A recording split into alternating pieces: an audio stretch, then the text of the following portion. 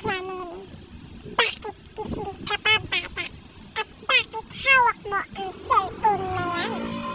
Ha? Gusto mong kainin kita?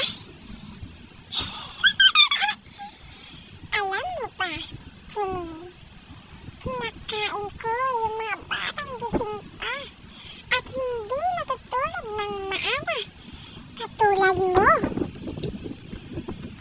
At mahilig magpuyat kasi sila yung masasarap kainin, Janine. At kinakain ko din yung batang adik sa cellphone.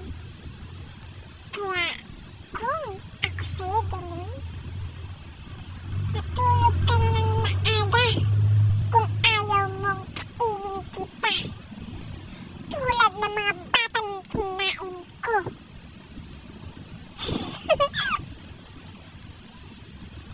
Ano? Ayaw mong bitawan ng cellphone na yan, bata? Gusto mong dukutin ko yung mga mata mo at putulin ang kamay mo, Janine. Pati utak kakainin ko. Tulad ng mga batang nauna sa'yo, Janine.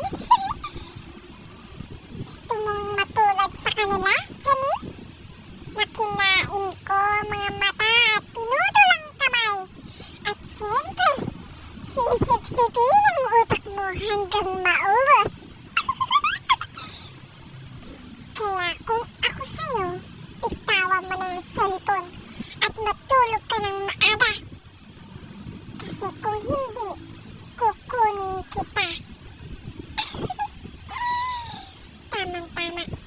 Nagugutom pa naman ako, bata.